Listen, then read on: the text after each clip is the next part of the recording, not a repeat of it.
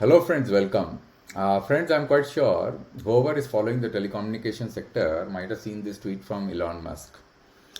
What it says that this will allow mobile phone connectivity anywhere on Earth. So what the SpaceX company has done, it has launched some few satellites, which will enable connectivity directly to the mobile phone. Currently, the SpaceX is offering broadband services using fixed disk, which are located in the rooftop of buildings, and then through an Ethernet cable which goes inside your house, you can use broadband connectivity using satellite. The disk has the capability to track the satellites, but you need a disk and you need to be fixed in order to receive satellite connectivity. But what has changed with this launch is that you will be able to use cellular connectivity using conventional mobile phones anywhere in the world, whether you have coverage or not, means conventional cellular coverage or not. So this is very important and interesting, and everybody is excited about this development. But before I go on to explain to you what the challenges and opportunities are, I would like to take you through one of my articles which I wrote a few days back. So on 17 September 2023, where I said that why satellite networks can't replicate conventional mobile networks. So I have gone through in this article very clearly explaining what are the challenges of operating satellites and why conventional networks can never be replicated by using satellite networks. Even though you may become very empowered and you can launch many satellites, but the conventional networks can never be replicated.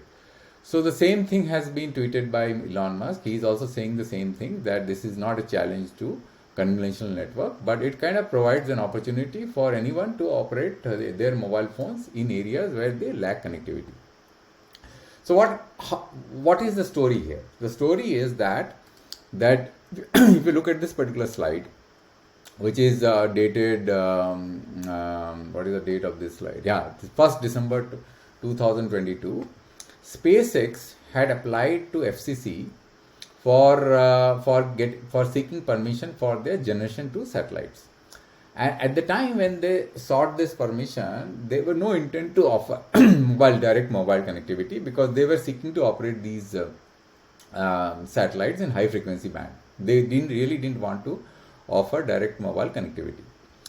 Now, what happened after that? That is on 18th April 2023, if you see, SpaceX requested modification of its license for the second generation satellite Starlink constellation of low orbit, non-geostationary orbit, to add direct to cellular communication capability on up to 7,500 Generation 2 satellites.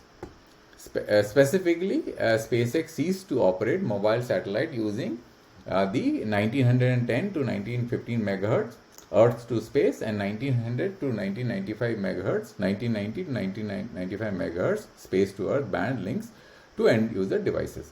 Now it is very, very important. Let me explain. There are two important aspects here. One is Generation 2 satellites, another is the bands which are specified here. Earlier I told you that they basically wanted to use this with high frequency band. I don't know whether it is mentioned there, but this document I am going to share in the description link, and you will look at it and you will find that they are talking about high frequencies. Or here, the modification talks about low frequency. Now, what is the difference between high frequency and low frequency? Why it is so important? The reason it is important is that if you want to operate directly on mobile phones using satellite connectivity, then it is not possible. It is almost virtually impossible to operate in high frequency band. And the main reason for this is, at high frequency band, the receiver aperture, which is directly proportional to the square of the wavelength, becomes very, very less. Means the power that the receiver is able to capture depends upon the receiver aperture, right? This is scientific terminology which is used by wireless communication engineers. So when you are transmitting using a transmitter, at that particular point of time, the frequency at which you are transmitting, the capability of the receiver, ability to receive the signal, depends upon the frequency, that is the wavelength. So higher the wavelength, bigger is the receiver aperture, and therefore you will be able to receive large amount of power. Now if you are going to operate at high frequency, then your wavelength is going to be very, very less, and square of the wavelength will become still less. So your aperture is going to become very, very small. So you will not be able to capture enough power to able to decipher the signal.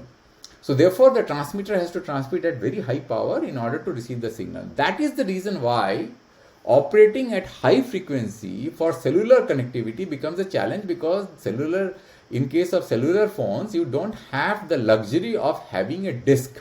Like if you look at conventional Starlink broadband connectivity, you need a disk at a rooftop of your house, and the disk is of a certain size, and that is ensuring that your receiver aperture constraint is kind of getting mitigated because of the gain which the antenna is able to implement, because of the narrow nature of the antenna. The antenna is designed in such a way that the low frequency signal which is emanating out of the satellite and coming into the receiver can be further amplified because of the receiver gain of the antenna. But in case of conventional mobile phone, you don't have that luxury. You cannot provide a gain. Most of the time there is a loss, right? Because the antenna design is a big challenge in a small mobile phone. And that is why it is important to ensure that you operate at low frequency. You can't operate at high frequency. And that is why SpaceX has sought to change their frequency assignment from high frequency to low frequency, which is this particular band, which is used by T-Mobile, right? It is a T-Mobile's band, which is 1990 to 1995, and then corresponding link, it's a FDD band, 1910 to 1950, which is just 5 megahertz. And that is one of the reasons why the bandwidth is so low, because it's just 5 megahertz. In low frequency, you do not have large amount of bandwidth.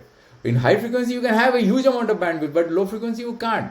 So satellite have two challenges. The first challenge is the limited number of satellite. Therefore, the frequency reuse is a challenge. You cannot have large number of satellite. You can't reuse frequency.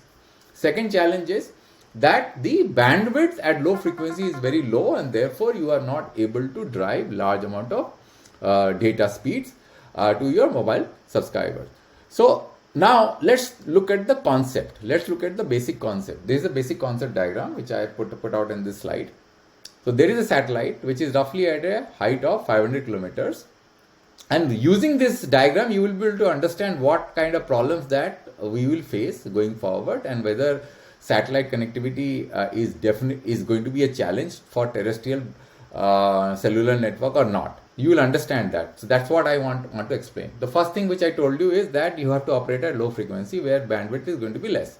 Second challenge is you have to operate at a height of 500 kilometers where the satellites are going to be located, because the generation 2 satellites, which will require a special kind of design, because the antennas has to be designed in such a way that the cellular connectivity has to be can be enabled. Because if you have a smaller satellite which are typically at high frequency, you cannot transmit at very high power, and antenna design cannot be managed in a manner that you can communicate to the mobile phone. So you have to have antennas which are of larger size. That is why the weight of the satellite also increases, because these satellites are more than 100 kgs, which cannot be carried with using conventional launch vehicle. You need to have specially designed launch vehicle to take these satellites on the sky. So you have satellites which are pretty big, antennas are going to be big, and then it is located at 500 kilometers on top of the earth. And then we have only 5 megahertz of bandwidth. Then on top of it, you have to basically supplement the mobile terrestrial network on top of, we are basically operating on top of the mobile terrestrial network. So you are not operating in an isolated band. It is very important to understand. In this band, which is a T-Mobile band, which Starlink is targeting for operating in this particular, for direct mobile connectivity, is a supplementary service, which is just supplementing the terrestrial connectivity of T-Mobile in places where there are vacuum, there are no connectivity, there may be holes in the networks, right? So those holes have to be filled up. In the process of doing so, what happens is that the beam, this is a beam, if you see, this is a beam. The beam is of a certain size, and it overlaps with all the base stations which are located on ground. So what happens is that this beam, whatever RF signal which is emanating out of the beam, gets mixed up with the terrestrial signal. Conventionally, what happens, these terrestrial base stations which are located here are designed in such a way that the signal which are emanating out of a BTS do not overlap and transgress into another BTS. So the antennas are down tilted, so the signal get attenuated, and the BTSs are located in such a way that the connectivity in the center of the network are such that they cause minimum interference into each other's territory. Whereas in case of satellite, it is not possible because you are transmitting on top of the sky and your beam has to be pointed down. So you will definitely going to cause interference with the terrestrial network. Now this is going to be a cause of worry.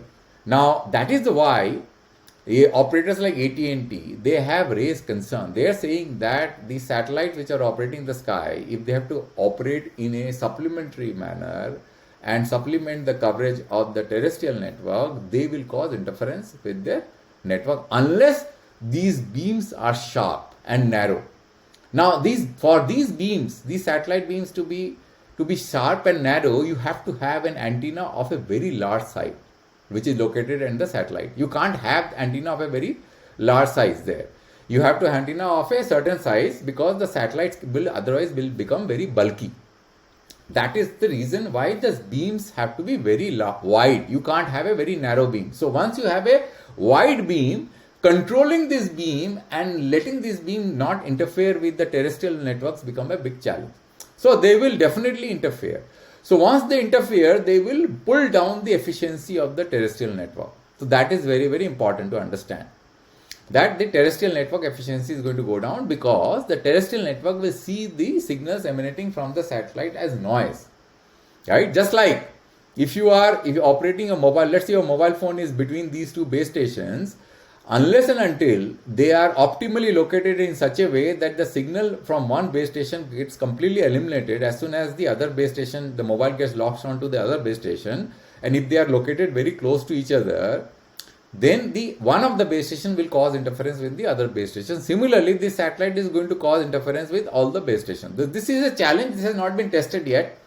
So what the FCC has said is, if you look at the permission which FCC has given to SpaceX, this is the document which says that this permission is dated 14th of December 2023 and 20th of December, which says that this special temporary authorization is granted upon the express condition that it may be terminated by the Commission at any time without advance notice or hearing, if it is in discretion that it needs such action arises. Nothing contained shall be construed as a finding by the Commission that the authority herein granted is or will be in the public interest beyond the express terms hereof. The special temporary authorization shall not vest in the grantee any right to operate the station, nor any right to use the frequency of designated authorization beyond the term, nor in any manner than authorization herein. Neither the authorization nor the right of granted herein shall be assigned, otherwise transferred in violation of the Communication Act. So what it basically saying is that it is a temporary authorization. They have given permission to test, right? It is not a permission. The grant is not permanent. It is only for testing purpose, right? So that is where the issue is. This is not a permanent assignment. So if the FCC feels that there is going to be any interference which is going to happening, then they can terminate these assignment immediately without assigning any reason in the interest of public. So this is important to understand. So because of this reason, the satellites which are located on the top of the sky, and it is located at a height of 500 kilometers, and it has to work in conjunction with the terrestrial network, because otherwise what will happen? This frequency will get wasted. If you are going to operate the satellite in isolation and the terrestrial networks are not going to be allowed to operate in this network, the whole spectrum will get wasted because satellite doesn't have the similar efficiency to operate in low frequency band or any frequency band compared to the terrestrial network, because terrestrial network have got large frequency reuse capability. You can put base station very close to each other, but satellite you can have only few satellite hanging in the sky, right? So you cannot have that kind of efficiency. So you in order to support direct mobile connectivity, you have to operate in conjunction with the base station, which is a challenge, and we have to see. The other important problem which you will face here is that, let's say a terrestrial base station is transmitting a signal and the mobile is receiving the signal. Let's say there is a loss which has happened in the path of the transmission. Because the distance between the mobile and the terrestrial base station is so low, a retransmission can be immediately called for. You can ask the mobile to retransmit. But look at this, satellite is basically located 500 kilometers away from the earth. So if it has to use coding, such efficient coding that the chance of retransmitting the signal doesn't arise. Otherwise, what will happen, that if you have to retransmit, then you have to wait for the signal to get transmitted back to the satellite, which is a 500 kilometer with velocity of light, with a frame of certain small duration. There will be a lot of loss of efficiency of the overall network. So you cannot use the same kind of coding mechanism, efficient coding mechanism, which are used by terrestrial networks. When you are using satellite network, there will be another loss of efficiency. So just to basically summarize the key challenges. First, I told you the receiver aperture. You can't operate at high frequency. You have to operate in low frequency because the mobile phone will not have the capability to receive the signal if the signals are going to be operated at high frequency, because the receive aperture depends directly on the wavelength. Higher the wavelength, better is the receive aperture. That's why you have to operate at lower frequency. The lower frequency has got limited bandwidth. You cannot have high bandwidth, therefore your data transmission speed is going to be very low. And since the reuse capability of the satellites are very, very low, means you cannot have large number of satellites. That is why you cannot serve many customers. You have to keep dependent on the terrestrial network to serve your customers. Satellites are only supplementing the coverage, means extending the coverage beyond the areas where the terrestrial networks are not possible to cover. Then the problem is slower signal propagation. It takes longer travel time for signal to travel. So you have to synchronize your terrestrial network with the satellite network, which is a challenge, because the terrestrial networks are located very near to the base station, and the satellite is located very high, very high up in the sky. It's a very large distance from the mobile base station. Therefore, the frames have to be synchronized in such a way that both the signals are not acting against each other. They have to supplement each other, and therefore the terrestrial networks frames have to be readjusted to wait for the satellite signals to come and get received by the base station. If they are out of sync, then it will see them as a noise, right? So your terrestrial network efficiency is definitely going to go down. Second is that these satellites are operating at, then the other point is that these satellites are operating at very, very high orbit. They have to transmit at very high power. Because they are going to transmit at very high power, otherwise the signals are not going to get received with the similar capability, and the mobiles will not be able to understand these signals. So there is a possibility, there is a likelihood of out of band emission, because when you are transmitting at high power, you may not be able to contain the signals, right, within the band, and therefore anybody who is operating in the band outside this particular block of spectrum which is assigned to them might face interference. Then there would be an issue about the managing, containing the signal within the area jurisdiction of operation. For example, let's say if you are operating in the boundary area where the spectrum is used, the spectrum which has been assigned to you is used by some other jurisdiction or maybe some other country only for mobile purposes, they are not interested in the satellite signals.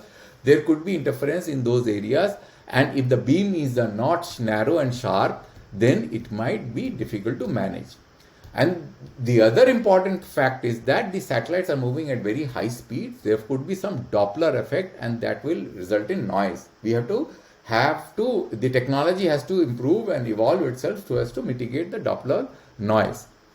So just to basically summarize, whatever we are seeing, because this development of connecting mobile phones via satellite is definitely an important activity, and it is required.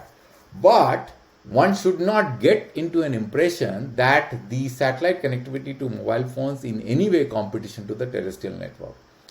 There cannot be any competition to the terrestrial network, because this is going to be a challenge going forward because of the challenges which I explained to you. It is just a supplementing the coverage. As the coverage, because the terrestrial network cannot reach rural areas, or there could be holes in the network, those are getting supplemented by satellite, and in some way there could be some noise also which will get induced in the terrestrial network, which will pull down the efficiency of the terrestrial network. So friends, just to basically give you this overview on what happened yesterday and how the developments are taking place, and I hope that you have understood what the situation is and how these challenges have to be mitigated and worked upon. And let me know if you have any comments in the comment section, and I'll come back and many thanks for your patient listening, and I'll come back next time with an update or of another topic. And thanks again for your patient listening. Thank you very much.